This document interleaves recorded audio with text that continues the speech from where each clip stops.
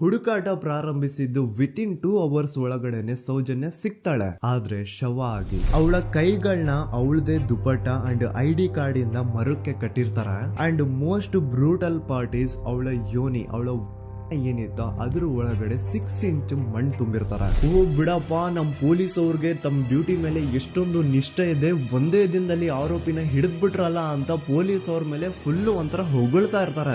ಆದ್ರೆ ಪಾಪ ಜನರಿಗೆ ಎಲ್ಲಿ ಗೊತ್ತಿತ್ತು ಈ ಕೇಸ್ ನ ರಿಯಲ್ ಆರೋಪಿ ಬೇರೆ ಯಾರೋ ಇದಾರೆ, ಪೊಲೀಸ್ ಅವರೇ ಈ ಕೇಸ್ ನ ಮಿಸ್ಲೀಡ್ ಮಾಡೋದಕ್ಕೆ ಸುಮ್ನೆ ಸಂತೋಷ್ನ ಅರೆಸ್ಟ್ ಮಾಡಿದ್ದಾರೆ ಅಂತ. ಪೊಲೀಸ್ ಅವರು ಈ ಕೇಸ್ ಅಲ್ಲಿ ಕರಪ್ಟ್ ಆಗಿದ್ದಾರೆ, ಪೊಲೀಸ್ ಅವರೇ ಸತ್ಯ ಮುಚ್ಚಿಡ್ಲಿಕ್ಕೆ ಟ್ರೈ ಮಾಡ್ತಿದ್ದಾರೆ. ಹಾಗಾಗಿ ಈ ಕೇಸ್ ನ ಇನ್ಮುಂದೆ ಪೊಲೀಸ್ ಅವರಲ್ಲದೆ CBI ಅವರು ಇನ್ವೆಸ್ಟಿಗೇಷನ್ ಮಾಡಬೇಕು, ಈ ಕೇಸ್ ನ CBI ಒಪ್ಸಿ ಅಂತ ಅಗೇನ್ ಪ್ರೊಟೆಸ್ಟ್ ಗಳು ಸ್ಟಾರ್ಟ್ ಆಗ್ತವೆ. ಸೌಜನ್ಯ ಕೇಸ್ ಒಂದೇ ಅಲ್ಲ, ನಾರಾಯಣ ಹಾಗೂ ಯಮುನಾ ಕೇಸಲ್ಲೂ, ವೇದವಲ್ಲಿ ಕೇಸಲ್ಲೂ, ಆ ಬ್ಯಾಂಕ್ ಮ್ಯಾನೇಜರ್ ನ ಕೇಸಲ್ಲೂ ಹಾಗೂ ಪದ್ಮಲತಾ ಕೇಸಲ್ಲೂ ಸೀದಾ ಡೈರೆಕ್ಟ್ ಡೌಟ್ ಬರೋದೆ ಊರಿನ ಗೌಡ್ರ ಮೇಲೆ. ಸೌಜನ್ಯ ಕೇಸ್ ಬಿಟ್ಟು ಆ ಇನ್ನೊಂದು